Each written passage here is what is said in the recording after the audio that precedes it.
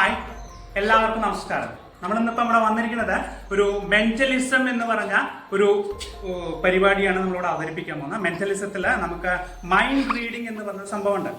Mind reading, ആ mind റീഡിങ്ങിൽ നമ്മൾ എന്താ വെച്ചാൽ നിങ്ങളുടെ മനസ്സ് ഞാൻ വായിക്കും.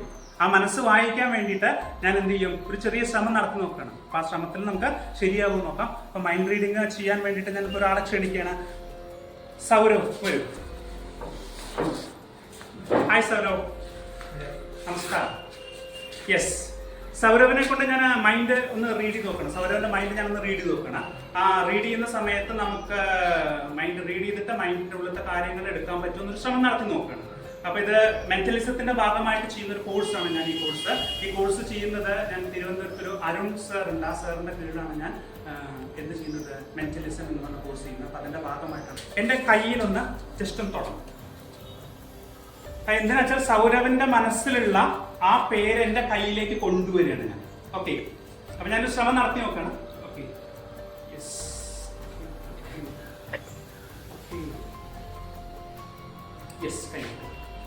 ഇനി ഞാൻ കുറച്ച് ക്ലൂസ് തരാം. ആ ക്ലൂ വെച്ചിട്ട് അത് ശരിയാണോ തെറ്റാണോ എന്ന് മാത്രം കാണാൻ മതി.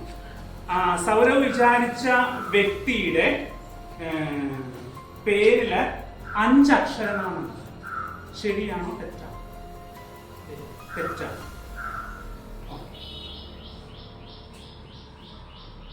അത് സ്റ്റാർട്ട് ചെയ്യുന്നത് എന്നിൽ നിന്നാണ്. എന്ന് പറഞ്ഞ അക്ഷരമാണ് അല്ല. ഓക്കെ, യെസ്, ഒന്നുകൂടെ കയ്യിൽ വെക്കും. Yes, I can read. കറക്റ്റായിട്ട് റീഡ് ചെയ്യാൻ പറ്റുന്നുണ്ട്. First letter starting from M അല്ല, എം ആണ്. ഓക്കെ, കൈ എടുത്തോളൂ. ഇനി നമുക്കൊരു കാര്യം ചെയ്യാം. ഞാൻ പെട്ടെന്ന് ആൻസർ പറയുന്നതിന് മുമ്പ് ആ സൗരവ് വിചാരിച്ച വ്യക്തിയുടെ പേര് ഇവിടെ വലിയൊരു സ്ക്രീനിൽ ഇങ്ങനെ എഴുതി കാണിക്കുന്നത് ഒന്ന് വെറുതെ ഒന്ന് വിചാരിക്കും. വെറുതെ വലിയ അക്ഷരത്തിൽ ഇങ്ങനെ എഴുതി ഇങ്ങനെ സ്ക്രോൾ ചെയ്ത് പോകുന്നുണ്ടെന്ന് വിചാരിക്കും. സ്ക്രോൾ ചെയ്ത് പോകുന്നു വിചാരിച്ചു.